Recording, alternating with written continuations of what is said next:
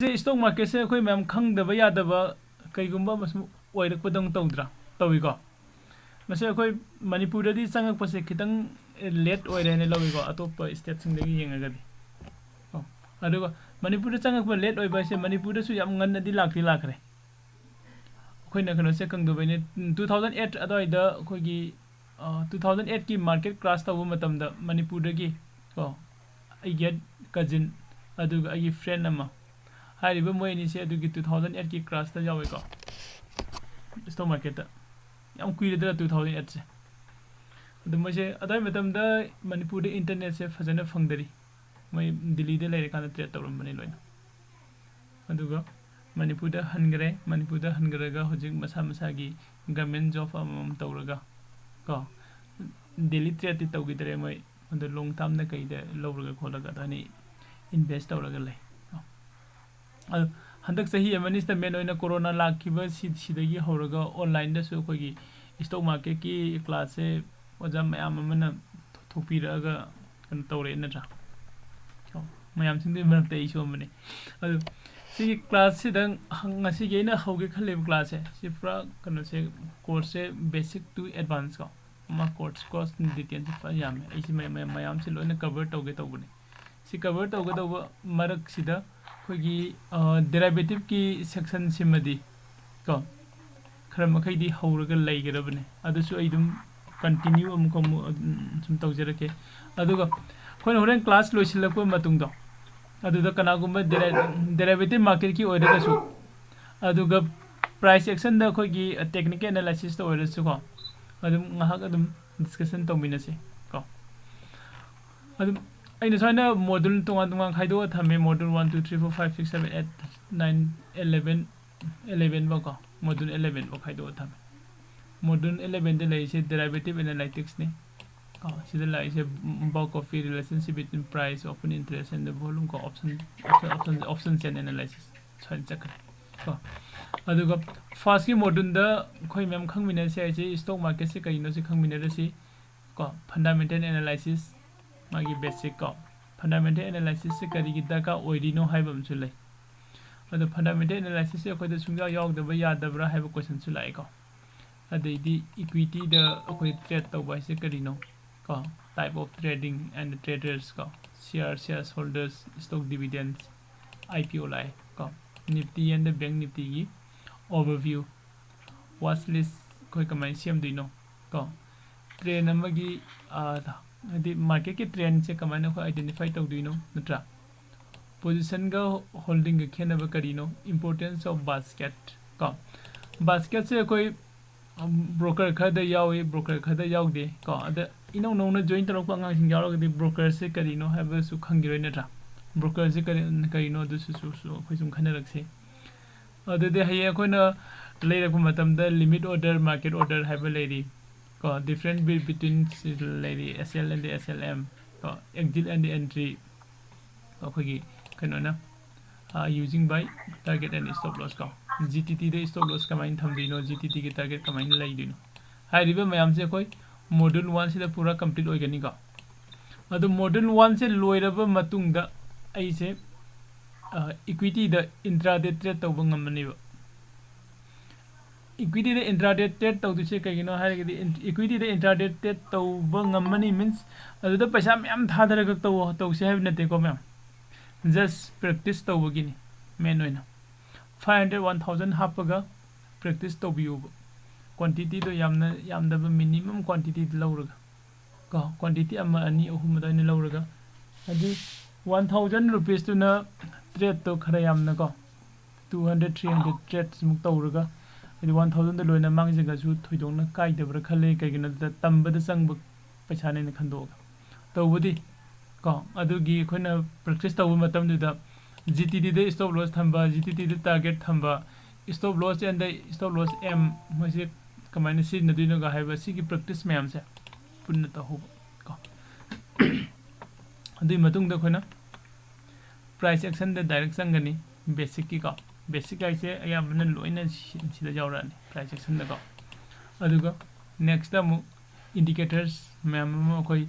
ꯍꯥꯏꯗꯤ ꯑꯩꯈꯣꯏꯅ market analysis ꯇꯧꯕꯗ ꯁꯤꯖꯤꯟꯅꯕ ꯌꯥꯕ ꯅꯠꯇ꯭ꯔꯒꯅ ꯂꯥꯏꯚ ꯇ꯭ꯔꯦꯗ ꯇꯧꯔꯤꯉꯩ ꯃꯇꯝꯗ ꯁꯤꯖꯤꯟꯅꯕ ꯌꯥꯕ ꯏꯟꯗꯤꯀꯦꯇꯔ ꯃꯌꯥꯝ ꯑꯃ ꯀꯣ ꯁꯤ ꯃꯌꯥꯝꯁꯤꯃ ꯑꯩꯈꯣꯏ ꯌꯦꯡꯃꯤꯟꯅꯁꯤ ꯀꯣ ꯑꯗꯨꯒꯤ ꯅꯦꯛꯁꯇ ꯃꯣꯗꯨꯜ 4ꯗ ꯆꯪꯈꯤꯅꯤ ꯃꯣꯗꯨꯜ 4ꯗꯗꯤ ꯗꯦꯔꯤꯚꯦꯇꯤꯚ ꯃꯥꯔꯀꯦꯠ ꯌꯧꯔꯦ ꯀꯣ ꯗꯦꯔꯤꯚꯦꯇꯤꯚ ꯃꯥꯔꯀꯦꯠ ꯌꯧꯔꯦ ꯗꯦꯔꯤꯚꯦꯇꯤꯚ ꯃꯥꯔꯀꯦꯠꯁꯦ ꯃꯊꯪ ꯂꯥꯛꯑꯒ ꯃꯣꯗꯨꯜ ꯀꯣ 8 ऑप्शन बाइंग असिदे हेजिंग के हौरे अदुगु मॉड्यूल 9 देगिदि हेजिंग से लैदुनि मागी हेजिंग सिदा करम बा कोइना ट्रेड तौबदा सिनबा याबा हेजिंग आइदे आइगी फंड सिगा कोनदबा आइगी एक्सपीरियंस की मैम अमसु यावरि को आइदि अकोने हेजिंग तौदुसे कगिनो हारगदि मार्केट की कनो सिदा आइसी याम कुइना मार्केट सिदा लैनना बैने याम सिंगना हारगदि आइगी फंड सेव तौनना बैने आइना फंड सेव तौरग लैरिबा मखैद आइ मार्केट लैगनि को सुंबा मैम अम लैगरे अदु सिदा कोई बेसिक स्टॉक मार्केट को बेसिक स्टॉक मार्केट सिदा सुम डिस्कशन तौमिनसे खोय मैम अदु बेसिक स्टॉक मार्केट सिदा इन मैम दा हेनिंग सिदा खोगी होजी क्लास जॉइन तौरिसिंग सिदा स्टॉक मार्केट ति अयामबन लोइना खंगमने खाली दी stock market ngasi first time होइना क्लास यावबा kana यावरिगे आई कनो से उनथोके का सर आई यावजरिए अमरजित होयन दम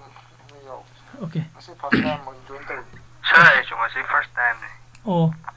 यम फरे दते अदे स्टॉक मार्केट से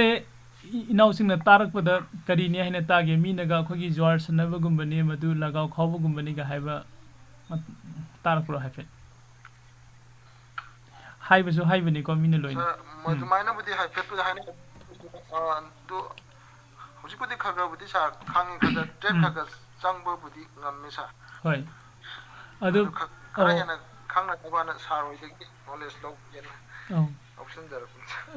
नॉलेज लो मिने से अखोगी सिदा ग्रुप सिदा मैम तोमिने से केयरिंग एंड शेयरिंग नि को आदि नॉलेज शेयरिंग तौमिनबा अदु अमगा अमा केयरिंग सु तौमिनबा को अदु ngसागी स्टॉक मार्केट से कोइना मयामना हाइने सिजु चुम्मेबा मयामना ngसागी जोर सनबगा सब माने लगाव खावबगा सब माने से सिजु चुम्मेबा लोइनम को करमबा कंडीशन द चुम्मैनो हाय कांदा स्टॉक मार्केट तो कबक सब खंगगा इन ट्रेड संगसिलुरगदी को सब साना चुमगिदुनि अदुना स्टॉक मार्केट से इन हाना फजना ममुताना खंगबा मतुंगदा आइगी इन इन्वेस्ट तौनिंग अमाउंट हाइदी बिग अमाउंट द कोन तौबना फैब को फंडामेंटल एनालिसिस से करिनो फजना खंगद्रिगे द इन याक्ते एमी ने लॉन्ग टर्म द लेरिगा फै हाय हैना कंपनी दो इन सेलेक्ट तौ देबे द कंपनी में हक्ते लैसिलुरदी कयगम कंपनी दन डाउन तौरगा लैगरे खल्लो नत्रा पूरा करि आइतार खोइद याम चावबा बर्डन नम लाक्तुइनि को नोमबुदि हाइगलक याई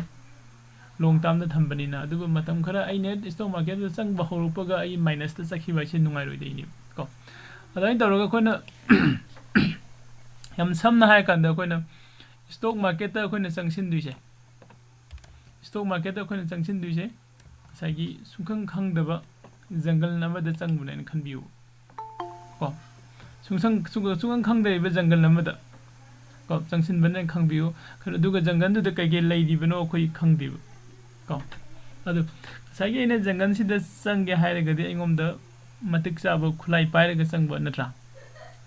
नत्रगा नैसे पूरा लाइन द नो ट्रेन तौरगा चंगबो मथौ ताइ अदु नखोना स्टॉक मार्केट चंगे हायरगदि आई स्टॉक मार्केट से करिनो हाना फजना खंगसे अदुगी मतुंगदा चंगसेको स्टॉक मार्केट से खोना खोगी कनागुम्बा खरना हंगबो यावी स्टॉक मार्केट से ओजा क्याम कुइरबनो नत्रगा मासे हयेंग काइगी दुबो खोटपा दुबि लैबरा गायना को हजिकति खितंग फरे सी क्वेश्चन से हाना इन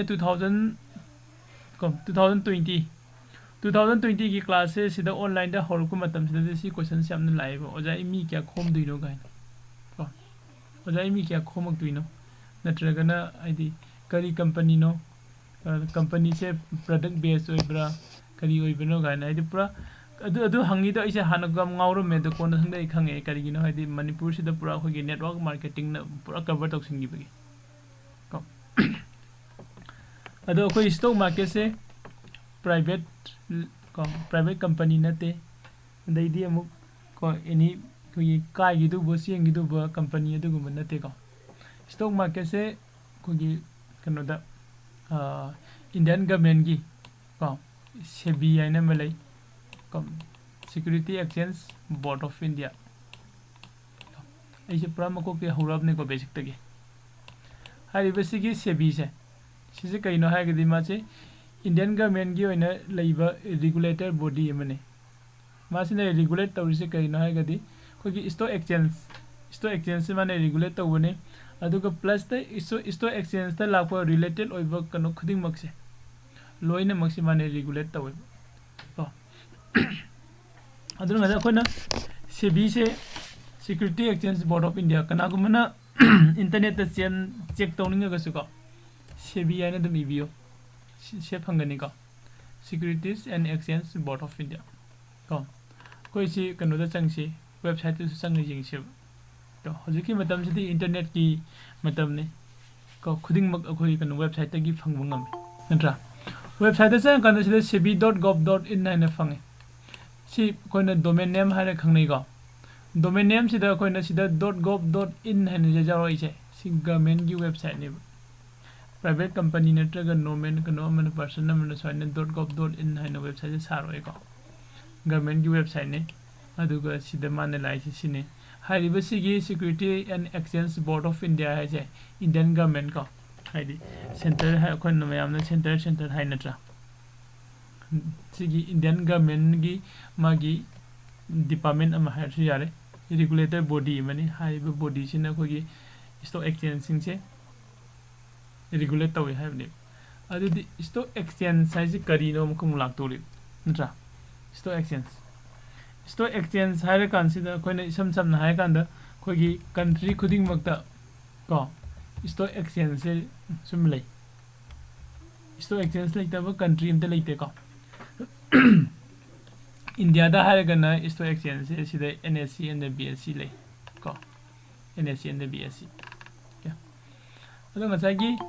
NSE and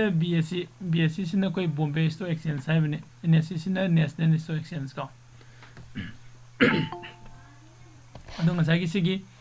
Bombay Stock exchange से क्याम कुइरबनो को बॉम्बे स्टॉक एक्सचेंज से क्याम कुइरबनो यंगसि ngrang start da tawrok pura kyam kuirege yengse ko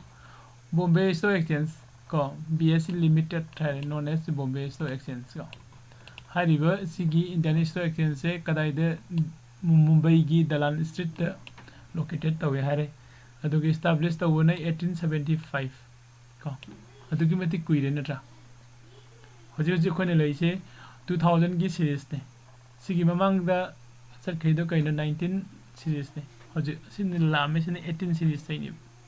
18 series they established tawrambane Bombay Stock Exchange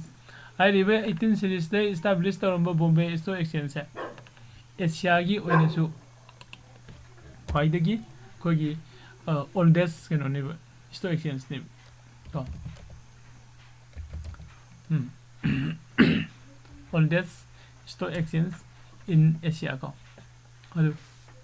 koina sida kai gini CN gini khor ki highway kini ngai kaisum te leite ko adu high river stock exchange sida stock market ko ngai dei khon wari size kaino first the BSE mo hare ina ko kogi sebi ni haina sebi sina koi security exchange board of India sina regulate tawra kan da India gi phano ani stock exchange ani Bombay Stock Exchange national stock exchange haiba ma leire कोने worry साइ से stock exchange की वाउदं worry सारिब दो सिददी कोने basic stock market Harib को stock market सिदि कदाइदा कमाइन तौरगा लाइनो हारगदि सा कोइना स्टॉक मार्केट हाइब मार्केट अमदि लेरिब तो हारिब मार्केट से सिदा कोई चंगगा कइदौबो याइबा तो आई प्रॉफिट एंड लॉस आइदि I business तौबो याइबा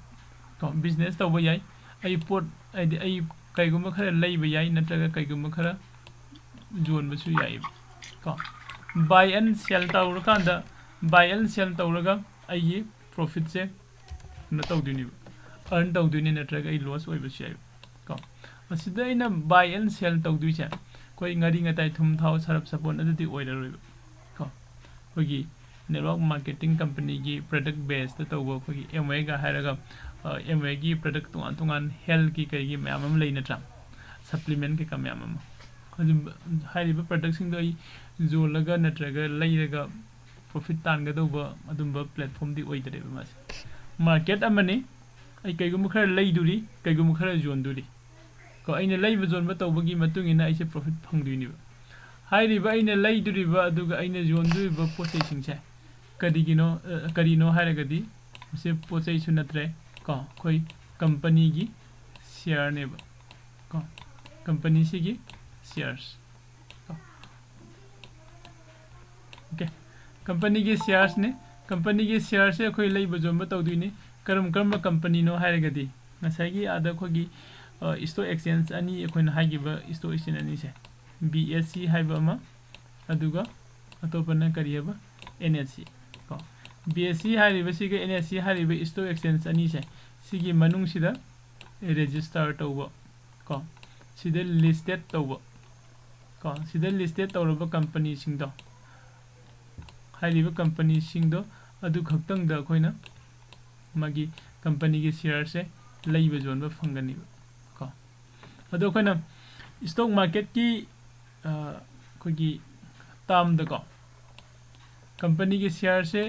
bye and cell तौबसे को असेंबदी बिजनेस नि नत्रा कोने बिजनेस न माइसे पोट से कोने होंगे दे लैसिलगा तांग कान जोलरसु बिजनेस न मन नत्रा सिदासु बाय एंड सेल तौदुनि बिजनेस ने अदुबो कोने स्टॉक मार्केट दि सि बिजनेस हाइदे को करी हाइना गे कांदा ट्रेड हाइना हाइबा बाय अमगा सेल अमगा अनि से कंप्लीट ओइरगदि वन ट्रेड ओइदुनि को ट्रेड हाइ अदु मयामना ट्रेडिंग तौबा हाइरसु खंगनाइ फै मणिपुर नत्रा अदुदि कइनो लामिसे कोइने स्टॉक मार्केट खंगनबा संगैसे कइनो कोइ स्टॉक मार्केट से खंगगा स्टॉक मार्केट से संगसिल कान कोइन तौदु कइनो ट्रेड तौरुदुनि ट्रेड तौबा मीन्स कंपनी की शेयर से लईबा एंड जोनबा तौरगा आई प्रॉफिट तानगेने लाकपने प्रॉफिट तानबा मीन्स आई इनकम अमा सेमगेना आईगी को इनकम सोर्स अमा पार्ट टाइम ओइबा जाय नत्रगा आई सिदा फुल टाइम ओइना वर्क तौगैसु जाय को आई इनकम अमा सिदा सेमगेने लाकपने हारिबा स्टॉक मार्केट सिदा कना कना तौबा यागे कना तौबा यादगे हारिगदी मी खुदिंग स्टॉक मार्केट सिदा संग लोइनमक जाय को स्टूडेंट ओइसु जाय हाउसवाइफ ओइसु जाय पुलिस ओइसु जाय नत्रा टीचर्स ओइसु जाय को मी खुदिंग इंडियन सिटीजन को प्लस खोगी फॉरेन इन्वेस्टर्स सिंगसु लोइनमक हाइरिबा खोगी इंडिया की स्टॉक मार्केट से सिदे एंट्री तौबा जाय तौबदबु माने एंट्री तौबा मतमदा मागी मतिक चाबा डॉक्यूमेंट को लोइनमक पीरे कांदा इद दका ओइबा डॉक्यूमेंट सिंगदो पिसिलगा मा एंट्री तौदिने तो ओके कोइ स्वाइबौ लाय खलसे हजि बाय एंड सेल को कोइना बाय सेल तौदुसे कइनो कंपनी की शेयर सिंगदुनि कना करम कंपनी की कोइ शेयर बाय सेल तौदिनो असाई बॉम्बे स्टॉक एक्सचेंज का अदैदी कोइ कनोगा को इंडियन स्टॉक एक्सचेंज का एक बॉम्बे स्टॉक एक्सचेंज का नेशनल स्टॉक एक्सचेंज का तो हारिबा स्टॉक एक्सचेंज अनि से सिदा रजिस्टर तौबा कंपनी से एग्जांपल होइना हारे कांदा खोगी स्टेट बैंक ऑफ इंडिया लै नत्रा सिदा रजिस्टर तौवे को अदैति से सिदा लागे रिलायंस लै को सैम सेंचुरी लैरी राजू इंजीनियर लैरी दावत लैरी को टाटा पावर सिंग असि याम कना हाइगकी को मैम सुमाइना कंपनी मयाम अमा लैरी विप्रो अने लैरी को आईसीएल टेक लैरी टीसीएस लैरी को टेक महिंद्रा लैरी रिलायंस लैरी नेस्ले इंडिया सना कंपनी मयाम अमा सिदा ऑलरेडी रजिस्टर तौर कांद लैरीबा हाइरिबा रजिस्टर तौरगा लैरीबा कंपनी सिंगसे सी सिंगसिगी शेयर से कोई ट्रेड तौबा यागनेबा ट्रेड तौबा मीन्स बाय एंड सेल दुने तनिका ट्रेड तौबा मीन्स बाय एंड सेल ने बाय के सेल गसे सेल ना हाना तौरगा बाय न कोल तौरगा ट्रेड लोइसन बसु जाय बाय ना हाना तौरगा सेल न कोल तौरगा ट्रेड लोइसन बसु जाय को खितंग ngawgani ahanbada ko ꯑꯗꯨ ꯁꯨꯝ ꯃꯊꯪ ꯀ꯭ꯂꯥꯁ ꯃꯊꯪ ꯂꯥꯛꯑꯀꯥꯟꯗ ꯒ꯭ꯌꯥꯟ ꯂꯣꯏ ꯇꯥꯔꯛꯀꯅꯤꯀꯣ ꯑꯣꯀꯦ ꯑꯗꯨ ꯍꯧꯖꯤꯛ ꯑꯩꯅ ꯃꯌꯥꯝꯗ ꯁꯨꯝ ꯗꯤꯁꯀꯁꯟ ꯇꯧꯃꯤꯟꯅꯔꯤꯁꯦ ꯁ꯭ꯋꯥꯏꯐꯥꯎꯁꯤꯗ ꯀꯅꯥꯒꯨꯝꯕ ꯀꯣꯏꯁꯟ ꯍꯪꯅꯤꯡꯕ ꯀꯣ ꯑꯣꯖꯥ ꯁ꯭ꯋꯥꯏꯁꯦ ꯈꯤꯇꯪ ꯉꯥꯎꯋꯦ ꯀꯣ ꯂꯩꯔꯒꯁꯨ ꯍꯥꯏꯕꯤꯔꯛꯑꯣ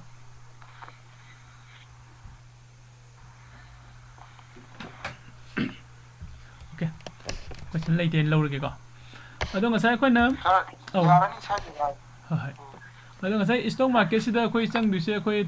ꯇ꯭ꯔꯦꯗ ꯇꯧꯕꯅꯤ ꯍꯥꯏꯔꯦ ꯑꯩꯈꯣꯏꯅ ꯇ꯭ꯔꯦꯗ ꯇꯧꯗꯣꯏꯁꯦ ꯀꯩꯒꯤꯅꯣ ꯑꯩꯒꯤ ꯁꯣꯔꯁ ꯑꯣꯐ ꯏꯟꯀꯝ ꯁꯦꯝꯅꯕꯅꯤ ꯍꯥꯏꯔꯦ ꯀꯣ ꯁꯣꯔꯁ ꯑꯣꯐ ꯏꯟꯀꯝ ꯁꯦꯝꯗꯣꯏꯅꯤ ꯁꯣꯔꯁ ꯑꯣꯐ ꯏꯟꯀꯝꯁꯦ ꯄꯥꯔꯠ ꯇꯥꯏꯝ ꯑꯣꯏꯕ ꯌꯥꯏ ꯐꯨꯜ ꯇꯥꯏꯝ ꯑꯣꯏꯕ ꯌꯥꯏ ꯀꯣ ꯍꯥꯏꯗꯤ ꯃꯤꯗꯨꯒꯤ ꯗꯤꯄꯦꯟ ꯇꯧꯔꯦ ꯁ꯭ꯇꯨꯗꯦꯟ ꯑꯣꯏꯔꯒ ꯅꯠꯇ꯭ꯔꯒ ꯍꯥꯎꯁ ꯋꯥꯏꯐ ꯑꯣꯏꯔꯒ ꯑꯦꯅꯤ ꯃꯥꯒꯤ ꯂꯩꯔꯤꯕ ꯄ꯭ꯔꯣꯐꯦꯁꯟꯗꯨꯒꯤ ꯃꯇꯨꯡ ꯏꯟꯅ ꯑꯩꯅ ꯏꯟꯀꯝ ꯑꯃ ꯁꯦꯝꯃꯛꯇꯣꯏꯁꯤꯁꯨ ꯉꯁꯥꯏꯒꯤ ꯑꯩꯒꯤ ꯁꯣꯝꯗꯁꯨ ꯑꯣꯖꯥ ꯀꯣꯏꯁꯟ ꯑꯝꯇ ꯍꯪꯍꯧꯒꯦ ꯑꯧ ꯍꯥꯏꯕꯤꯔꯛꯑꯣ ꯑꯩ ꯅꯍꯥꯟꯗꯩꯗꯤ ꯁꯤꯌꯔ ꯃꯥꯔꯀꯦꯠ ꯍꯥꯏꯕꯁꯤ ꯋꯥꯍꯩꯁꯤꯒ ꯁ꯭ꯇꯣꯛ ꯃꯥꯔꯀꯦꯠ ꯍꯥꯏꯕꯁꯤꯒ ꯑꯗꯨꯝ ꯏꯃꯥꯟ ꯃꯥꯟꯅꯩꯅ ꯑꯗꯨꯝ ꯂꯩꯕꯅꯦꯕ ꯑꯗꯨꯅ ꯁꯤ ꯃꯥꯟꯅꯔꯤꯕ꯭ꯔꯥ ꯃꯥꯟꯅꯗꯕ꯭ꯔꯥ ꯑꯣꯀꯦ ꯍꯥꯏꯐꯦꯠ ꯁꯥꯔꯅ ꯑꯗꯣ ꯍꯥꯏꯐꯦꯠꯇꯪ ꯊꯝꯕꯤꯔꯛꯑꯣ ꯆꯞ ꯃꯥꯟꯅꯩꯀꯣ ꯁ꯭ꯇꯣꯛ ꯃꯥꯔꯀꯦꯠꯇ ꯆꯪꯉꯀꯥꯟꯗ ꯑꯩꯈꯣꯏꯅ ꯇ꯭ꯔꯦꯗ ꯇꯧꯗꯣꯏꯁꯤꯁꯨ ꯁ꯭ꯇꯣꯛꯇꯨꯒꯤ ꯁꯤꯌꯔꯗꯣ ꯂꯩꯗꯣꯏꯅꯦꯕ ꯂꯩꯕ ꯑꯣꯔ ꯌꯣꯟꯕꯗꯨꯅꯦꯕ ꯀꯣ ꯁꯤꯌꯔ ꯃꯥꯔꯀꯦꯠꯇꯨꯗꯁꯨ ꯑꯩꯈꯣꯏ ꯆꯪꯉꯀꯥꯟꯗ ꯉꯁꯥꯏꯒꯤ ꯍꯥꯏꯗꯤ ꯃꯌꯥꯝꯅ ꯁꯤꯖꯤꯟꯅꯈꯤꯕ ꯂꯦꯡꯒ꯭ꯋꯦꯖꯇꯨꯅꯦꯕ ꯑꯩꯈꯣꯏꯅ ꯏꯟꯗꯤꯌꯟ ꯁ꯭ꯇꯣꯛ ꯃꯥꯔꯀꯦꯠ ꯍꯥꯏꯔꯒ ꯃꯌꯥꯝꯅ ꯈꯪꯅꯩꯀꯣ ꯑꯗꯨ ꯉꯁꯥꯏꯒꯤ ꯁꯤꯌꯔ ꯃꯥꯔꯀꯦꯠ ꯍꯥꯏꯔꯤꯁꯤꯁꯨ ꯀꯩꯒꯤꯅꯣ ꯍꯥꯏꯔꯒꯗꯤ ꯁ꯭ꯇꯣꯛ ꯃꯥꯔꯀꯦꯠꯁꯦ ꯑꯩꯈꯣꯏꯅ ꯁꯤꯌꯔ ꯃꯥꯔꯀꯦꯠ ꯍꯥꯏꯔꯤꯁꯤ ꯀꯩꯒꯤꯅꯣ ꯍꯥꯏꯔꯒꯗꯤ ꯁ꯭ꯇꯣꯛ ꯃꯥꯔꯀꯦꯠꯁꯤꯗ ꯑꯩꯈꯣꯏ ꯆꯪꯁꯤꯜꯂꯒ ꯑꯩꯈꯣꯏꯅ ꯕꯥꯏ ꯑꯦꯟ ꯁꯦꯜ ꯇꯧꯗꯣꯏꯗꯣ ꯇ꯭ꯔꯦꯗ ꯇꯧꯗꯣꯏꯗꯣ ꯁꯤꯌꯔꯁ ꯉꯥꯛꯇꯅꯦꯕ ꯁꯤꯌꯔꯁꯇꯣ ꯑꯩꯈꯣꯏꯅ ꯂꯩꯕ ꯌꯣꯟꯕ ꯐꯪꯕꯅꯤꯅ ꯁꯤꯌꯔꯁ ꯃꯥꯔꯀꯦꯠ ꯍꯥꯏꯕꯒ ꯁ꯭ꯇꯣꯛ ꯃꯥꯔꯀꯦꯠ ꯍꯥꯏꯕꯒ ꯆꯞ ꯃꯥꯟꯅꯩ ꯀꯣ ꯑꯗꯣ ꯉꯁꯥꯏ ꯑꯩꯈꯣꯏꯅ ꯁꯤꯗ ꯁ꯭ꯇꯣꯛ ꯑꯃ ꯍꯥꯏꯔꯁꯤ ꯀꯣ SBI ꯍꯥꯏꯔꯁꯤ ꯏꯁꯝ ꯁꯝꯅ SBI ꯃꯌꯥꯝꯅ ꯈꯪꯅꯕꯗꯀꯣ ꯍꯥꯏꯔꯤꯕ ꯀꯝꯄꯅꯤꯁꯤꯗ ꯑꯩ ꯃꯥꯒꯤ ꯁꯤꯌꯔꯁ ꯈꯔ ꯂꯩꯔꯒ ꯊꯝꯖꯤꯟꯒꯦ ꯈꯜꯂꯦꯕ ꯀꯣ ꯍꯥꯏꯔꯤꯕ ꯑꯩꯅ ꯂꯩꯔꯒ ꯊꯝꯒꯦ ꯈꯜꯂꯤꯕ ꯁꯤꯌꯔꯁꯦ ꯅꯨꯃꯤꯠ ꯀꯌꯥꯅꯤ ꯊꯝꯕ ꯌꯥꯕꯅꯣ ꯆꯍꯤ ꯀꯌꯥ ꯊꯝꯕ ꯌꯥꯕꯅꯣ ꯅꯠꯇ꯭ꯔꯒꯅ ꯍꯥꯏꯗꯤ ꯊꯥ ꯀꯌꯥ ꯊꯝꯕ ꯌꯥꯕꯅꯣ ꯍꯥꯏꯕꯒꯤ ꯑꯗꯨꯝꯕ ꯀꯣꯏꯁꯟ ꯑꯃꯁꯨ ꯂꯥꯛꯄꯁꯨ ꯌꯥꯏ ꯑꯗꯣ ꯐꯥꯔꯁꯇꯗꯤ ꯑꯩꯈꯣꯏꯅ ꯌꯦꯡꯗꯣꯏꯁꯦ ꯀꯣ SBI ꯁꯤꯗ ꯑꯩꯅ ꯀꯩꯗꯧꯕꯒꯤ ꯂꯩꯗꯣꯏꯅꯣ ꯍꯥꯏꯕ SBI ꯁꯦ ꯑꯩꯅ ꯀꯩꯗꯧꯕꯒꯤ ꯃꯥꯒꯤ ꯁꯤꯌꯔꯁꯦ ꯂꯩꯔꯒ ꯊꯝꯗꯣꯏꯅꯣ ꯁꯤꯒꯤ ꯑꯦꯅꯥꯂꯥꯏꯁꯤꯁꯁꯦ ꯑꯩꯈꯣꯏꯅ ꯐꯟꯗꯥꯃꯦꯟꯇꯦꯜ ꯑꯦꯅꯥꯂꯥꯏꯁꯤꯁ ꯍꯥꯏꯅ ꯂꯥꯛꯀꯅꯤꯀꯣ ꯀꯝꯄꯅꯤꯁꯤꯒꯤ ꯃꯔꯝꯗ ꯅꯩꯅꯔꯛꯄ ꯀꯝꯄꯅꯤꯁꯤꯒꯤ ꯀꯣ ꯑꯩ ꯍꯥꯏꯐꯦꯠ ꯁꯨꯝ ꯆꯥꯎꯔꯥꯛꯄ ꯑꯃ ꯄꯜꯂꯝꯒꯦ ꯑꯗꯨꯒ ꯉꯁꯤꯗꯤ ꯖꯁ ꯁꯤꯒꯤ ꯆꯥꯎꯔꯥꯛꯄ ꯑꯃ ꯗꯤꯁꯀꯁꯟ ꯇꯧꯁꯦꯕ ꯑꯗꯨꯒ ꯃꯊꯪ ꯀ꯭ꯂꯥꯁꯇ ꯂꯥꯛꯇꯦꯕ ꯀꯝꯄꯅꯤ ꯃꯥꯒꯤ ꯀꯦꯁ ꯐ꯭ꯂꯣꯁꯦ ꯀꯃꯥꯏꯅ ꯇꯧꯔꯤꯕ ꯀꯣ ꯀꯝꯄꯅꯤꯁꯤꯒꯤ ꯑꯇꯣꯞꯄ ꯃꯌꯥꯝ ꯑꯃ ꯀꯩꯅꯣ ꯌꯥꯎꯔꯤꯀꯣ ꯕꯦꯂꯦꯟꯁ ꯁꯤꯠ ꯀꯥꯏꯅ ꯁꯨꯝ ꯍꯥꯏꯗꯤ ꯑꯩꯈꯣꯏꯒꯤ ꯀꯃꯔꯁ ꯔꯣꯝꯒꯤ ꯇꯥꯝꯗꯁꯨ ꯈꯔ ꯂꯥꯛꯑꯦꯀꯣ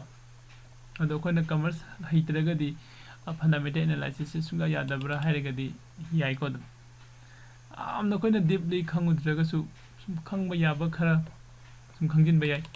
ꯀꯣ ꯍꯥꯏꯗꯤ ꯀꯝꯄꯅꯤꯁꯤꯒꯤ ꯃꯔꯝꯗ ꯅꯩꯅꯕꯁꯦ ꯁꯤꯁꯤꯅꯦꯕ ꯑꯩꯈꯣꯏꯅ ꯐꯟꯗꯥꯃꯦꯟꯇꯦꯜ ꯑꯦꯅꯥꯂꯥꯏꯁꯤꯁ ꯍꯥꯏꯅ ꯂꯥꯛꯇꯣꯏꯁꯦ ꯑꯩꯈꯣꯏꯅ ꯀꯝꯄꯅꯤ ꯃꯔꯝꯁꯤꯗ ꯀꯔꯤꯒꯤ ꯅꯩꯅꯗꯣꯏꯅꯣ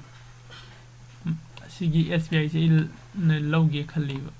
ꯀꯣ ꯅꯠꯇ꯭ꯔꯒꯅ ꯔꯤꯂꯥꯌꯟꯁꯇ ꯂꯧꯒꯦ ꯈꯜꯂꯤꯕ ꯑꯗꯨꯒ ꯁꯤꯒꯤ ꯐꯟꯗꯥꯃꯦꯟꯇꯦꯜ ꯑꯦꯅꯥꯂꯥꯏꯁꯤꯁꯁꯦ ꯐꯖꯅ ꯇꯧꯔꯕ ꯃꯇꯨꯡꯗ ꯅꯪ ꯁꯤꯒꯤ SBI ꯁꯦ ꯂꯩꯕ ꯌꯥꯏꯕ ꯆꯍꯤ 2ꯒꯤ 3ꯒꯤ 4ꯒꯤ 5ꯒꯤ 6ꯒꯤ 7ꯒꯤ 10ꯒꯤꯀꯣ ꯑꯗꯣ ꯑꯩꯈꯣꯏꯅ ꯂꯩꯕ ꯃꯇꯝꯗꯁꯨ ꯂꯣꯡ ꯇꯥꯝ ꯍꯥꯏꯕ ꯑꯃ ꯂꯥꯛꯑꯦꯕ ꯂꯣꯡ ꯇꯥꯝ ꯑꯩ ꯃꯌꯥꯝꯗ ꯍꯥꯏꯒꯦ ꯀꯩꯅꯣꯁꯦ ꯑꯩꯈꯣꯏꯅ ꯂꯣꯡ ꯇꯥꯝꯗ ꯇ꯭ꯔꯦꯗ ꯇꯧꯕꯁꯤ ꯁꯤꯗꯀꯣ 100% ꯅꯪ ꯂꯣꯁ ꯑꯣꯏꯅꯤꯡꯉꯥꯏ ꯀꯩꯝꯇ ꯂꯩꯇꯦꯕ ꯄ꯭ꯔꯣꯐꯤꯠ ꯉꯥꯛꯇꯪ ꯑꯣꯏꯒꯅꯦꯕ ꯑꯗꯣ ꯂꯣꯡ ꯇꯥꯝ ꯍꯥꯏꯔꯒꯗꯤ ꯉꯁꯤ ꯂꯩꯔꯒ ꯍꯌꯦꯡ ꯍꯦꯛꯇ ꯌꯣꯟꯊꯣꯛꯄꯗꯤ ꯌꯥꯗ꯭ꯔꯦꯀꯣ ꯃꯌꯥꯝ ꯑꯗꯨꯒ ꯍꯌꯦꯡ ꯑꯩꯈꯣꯏꯅ ꯇ꯭ꯔꯦꯗ ꯇꯧꯕ ꯃꯇꯝꯗ MIS ꯍꯥꯏꯕ ꯑꯃꯁꯨ ꯂꯥꯛꯀꯅꯤ ꯁꯤꯅ ꯏꯟꯇ꯭ꯔꯥꯗꯦꯅꯦ ꯀꯣ ꯏꯟꯇ꯭ꯔꯥꯗꯦꯗꯤ ꯗꯦ ꯇ꯭ꯔꯦꯗꯤꯡ ꯉꯁꯤ ꯑꯩꯅ ꯇ꯭ꯔꯦꯗ ꯇꯧꯕꯁꯦ ꯉꯁꯤ ꯌꯣꯜꯂꯝꯒꯗꯧꯕ ꯀꯣ ꯑꯗꯨ ꯁꯤꯗꯗꯤ ꯑꯩꯅ ꯃꯌꯥꯝꯗ ꯍꯥꯏꯅꯤꯡꯉꯤꯁꯦ ꯑꯩꯈꯣꯏ ꯍꯧꯔꯛꯄꯗꯗꯤ ꯁꯤꯗꯗꯤ ꯖꯁ ꯄ꯭ꯔꯦꯛꯇꯤꯁꯀꯤ ꯑꯣꯏꯅ ꯇꯧꯁꯦ ꯑꯗꯨꯒ ꯁꯣꯝꯒꯤ ꯂꯣꯡ ꯇꯥꯝꯁꯦ ꯁꯣꯝꯗ ꯑꯣꯏꯅ ꯐꯣꯀꯁ ꯇꯧꯁꯦꯕ ꯁꯤꯒꯤ ꯂꯣꯡ ꯇꯥꯝꯁꯤꯗꯗꯤ ꯑꯩ ꯗꯣꯛꯇꯔ ꯑꯣꯏꯔꯁꯨ ꯑꯩ ꯏꯟꯖꯤꯅꯤꯌꯔ ꯑꯣꯏꯔꯁꯨ ꯑꯩ ꯄꯨꯂꯤꯁ ꯑꯣꯏꯔꯁꯨ ꯀꯣ ꯑꯩ ꯑꯣꯖꯥ ꯑꯣꯏꯔꯁꯨ ꯑꯩ ꯁ꯭ꯇꯨꯗꯦꯟ ꯑꯣꯏꯔꯁꯨ ꯑꯩꯉꯣꯟꯗ ꯑꯦꯛꯁꯇ꯭ꯔꯥ ꯃꯅꯤ ꯂꯩꯔꯒꯗꯤ ꯀꯣ ꯍꯥꯏꯗꯤ ꯑꯩꯅ ꯍꯧꯖꯤꯛ ꯁꯤꯖꯤꯟꯅꯒꯗꯧꯕ ꯏꯃꯨꯡ ꯃꯅꯨꯡꯒꯤ ꯁꯤꯖꯤꯟꯅꯒꯗꯧꯕ ꯄꯩꯁꯥ ꯅꯠꯇꯕ ꯇꯣꯉꯥꯟꯕ ꯄꯩꯁꯥ ꯃꯤꯉꯣꯟꯗ ꯁꯦꯟꯗꯣꯏ ꯄꯤꯊꯣꯛꯀꯦ ꯀꯥꯏꯅ ꯈꯟꯕ ꯄꯩꯁꯥ ꯑꯗꯨꯒꯨꯝꯕ ꯂꯩꯔꯒꯗꯤ ꯁꯤꯒꯤ ꯂꯣꯡ ꯇꯥꯝꯁꯦ ꯁꯤꯗ ꯂꯩꯁꯤꯜꯂꯒ ꯊꯝꯕꯤꯕ ꯑꯗꯨꯅ ꯍꯦꯟꯅ ꯑꯃꯨꯛ ꯕꯦꯁ ꯑꯣꯏ से जस्ट आई एग्जांपल होइना 10 days आई सिसे सुम मैदि मयामदा करी है तारे कोई इंग्लिश तक हायर कांदे हमने कइनोम लई दाइना अदुदि पन्दी पलरोगे जस्ट आई सुम मयामदा शो तौनिंग बैनी को अइना से मयामदा हेक्ता सी तौर कांदा मयाम से ई class सिदे जावरकनबा खोननबा दुगी नते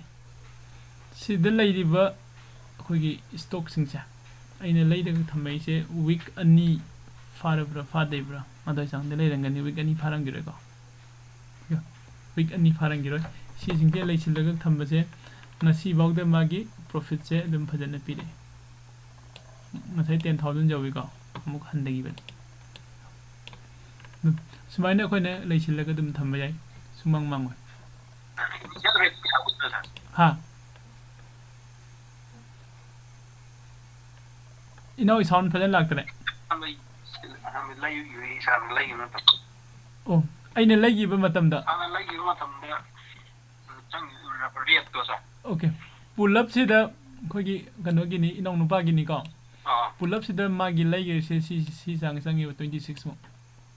ko hajik 35 kare hengre ko adi ngasai nungthil waida market ki morning yam kana haget pa matam do adu 10000 jawru bani mai se adu ko mutagi adi aina mayam da haining se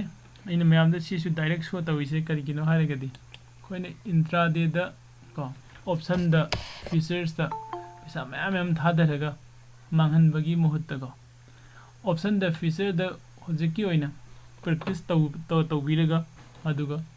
long term सिदा लौरगा खोगी swing trade तौबको अदुनि हेना अखोइदा safe होइगनि सिलै को अदु खना डे ट्रेडिंग सो कोई तमगनी कनागु मखोई full time asita piba ngamba mi ko adai dia topa adi ai hojik ina tawriba thabak sidi yam kuina tawbo su yaroi sahi khargi matung dai stock market sida ai pura adi ai income source part time na tabada kano ina full time oina sida work tawge ga khanba mi sing do hojiki oina di adi ngasidi class ahobuni na option karino dai di khoi derivative market se karino ai hagiroi ko hay akhoi derivative market da changning kani changning matam sure la kani hanan na changba mi sum yam jawra mani hujiko adu derivative market sidi paisa khwai dagi mangba mafam ne han singna madu juar sanaba ga samana bani juar dagi hena sathi bani ne sa hai do summe derivative market sida changsil la kan da ne som na kamai tawne kan da second amada lakh 5 3 10 mangi ba yai natraga na second amada lakh 5 3 10 tan ba su yai ngasi aina nadi soina lakpa sai ngasi ne lisi manga tale khalasi hayeng na tara tale khalasi hangsi na tare tale khalo masem jo mungkong tale khalasi mapan ai kutungan ba confidence am lakrani numit manga tarung ni surak ba da ngasai aina tan gi ba mayam da adudagi hena pull up nong ba da mangi ba sai ko sumba mayam sidagi khoina kansi hairagadi kwaidagi base se kaino kanda ko sagi aina sida igiba khogi long term da laisil laga thamaga swing trade tawba swing trade means numit ni humni mari ni manga ni taruk ni tarani ko thamaga profit la kan de lok thokpa profit la tange thambiba side amada dun ai income moiba ko atoba side amada na koi MIS ko intraday day trading sida isang silaga practice fajana tawba aina practice tawdu se karigino sida koi technical analysis price action gi mayam ma lakhini si mayam se practice tawba da ka oy ko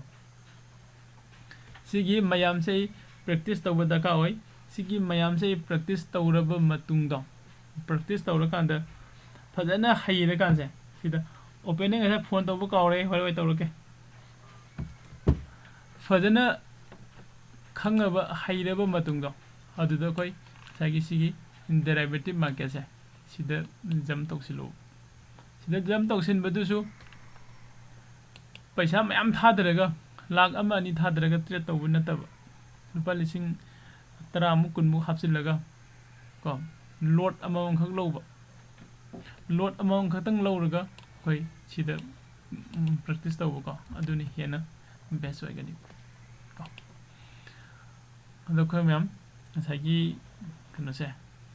ꯍꯧꯖꯤꯛ ꯍꯧꯖꯤꯛ ꯍꯥꯟꯅ ꯗꯦꯔꯥꯏꯕꯦꯇꯤቭ ꯃꯥꯔꯀꯦꯠꯇ ꯂꯩꯕꯁꯨ ꯌꯥꯎꯔꯝꯕꯗꯤ ꯌꯥꯎꯔꯦ ꯑꯗꯨ ꯅꯠꯇꯕ ꯏꯅꯧ ꯅꯧꯅ ꯆꯪꯉꯛꯏꯕꯁꯤꯡꯅꯗꯤ ꯑꯍꯥꯟꯕꯗ ꯑꯩꯈꯣꯏ ꯂꯣꯡ ꯇꯥꯔꯝꯁꯦ ꯀꯔꯤꯅꯣ ꯈꯪꯃꯤꯟꯅꯁꯤ ꯀꯣ ꯑꯗꯩꯗꯤ MIS ꯁꯦ ꯀꯔꯤꯅꯣ ꯈꯪꯃꯤꯟꯅꯁꯤ ꯅꯠꯇ꯭ꯔꯥ ꯑꯗꯩ ꯏꯀ꯭ꯋꯤꯇꯤ ꯃꯥꯔꯀꯦꯠꯀ ꯍꯥꯏꯕꯁꯨ ꯂꯥꯛꯈꯤꯅꯤ ꯁꯤꯁꯨ ꯀꯔꯤꯅꯣ ꯈꯪꯃꯤꯟꯅꯁꯤ ꯀꯣ ꯑꯗꯨ ꯉꯁꯤꯒꯤꯗꯤ ꯇꯣꯄꯤꯛꯁꯦ ꯁ꯭ꯋꯥꯏꯗ ꯂꯣꯏꯁꯤꯟꯒꯦ ꯑꯗꯨꯒ ꯃꯌꯥꯝꯒꯤ ꯀꯣꯏꯁꯟ ꯑꯟꯁꯔꯁꯨ ꯉꯥꯛꯇꯪ ꯇꯧꯃꯤꯟꯅꯁꯤꯀꯣ